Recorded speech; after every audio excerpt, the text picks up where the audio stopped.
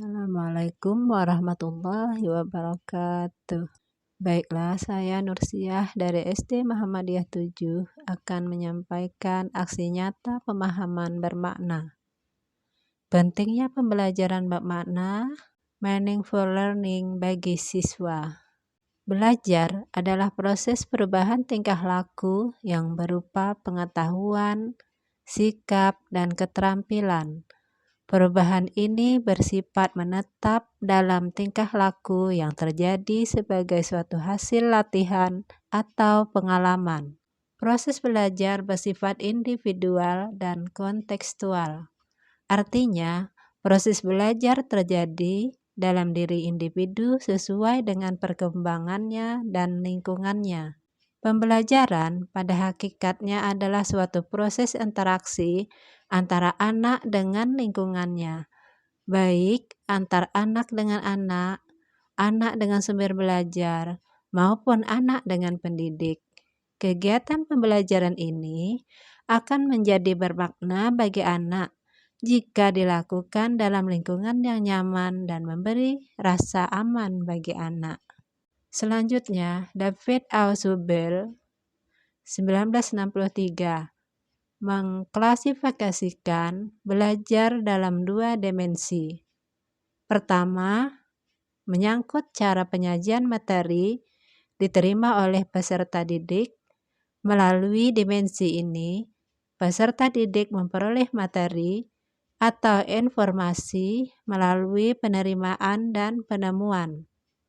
Maksudnya, peserta didik dapat mengasimilasi informasi atau materi pelajaran dengan penerimaan dan penemuan.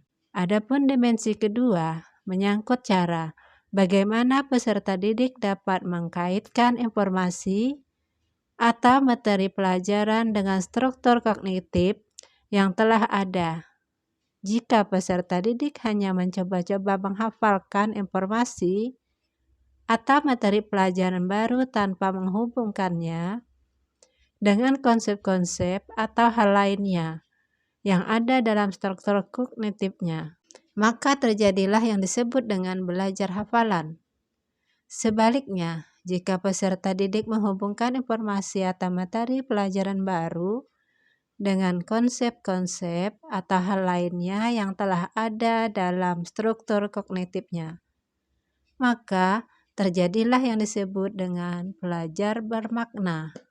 Dengan kata lain, belajar akan lebih bermakna jika anak mengalami langsung apa yang dipelajarinya dengan mengaktifkan lebih banyak indera daripada hanya mendengarkan orang atau guru menjelaskan mata pelajaran.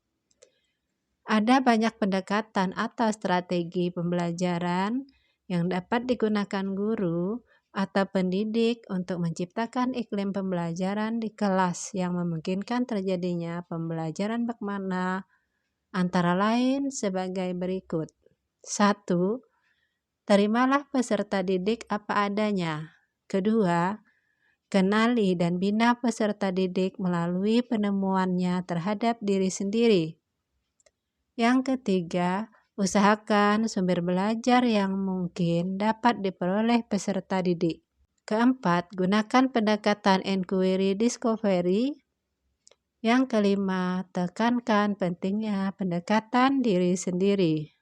Selanjutnya, belajar pada hakikatnya mengembangkan konstruksi pengetahuan baru sebagai hasil interaksi pengetahuan baru dengan pengetahuan yang sudah ada.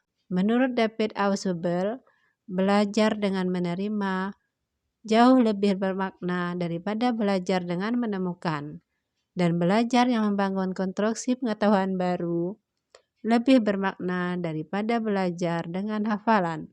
Ausubel menegaskan bahwa belajar dengan menerima konten final itu yang seharusnya lebih direkomendasikan di sekolah, tanpa harus menegaskan tentang penerapan model discovery learning.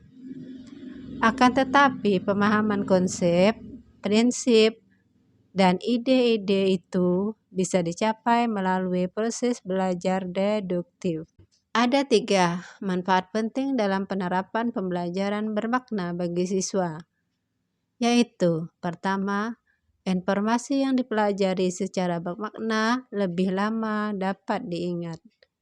Kedua, informasi-informasi baru yang dibangun siswa akan memudahkan proses belajar berikutnya untuk materi belajar berkelanjutan. Dan ketiga, informasi yang dilupakan sesudah terbangun struktur pengetahuan baru akan mempermudah proses belajar hasil-hasil yang mirip walaupun telah terlupakan. Demikianlah tentang pembelajaran bermakna yang dapat saya sampaikan. Akhirul kalam, wabillahi taufiq wa hidayah. Assalamualaikum warahmatullahi wabarakatuh.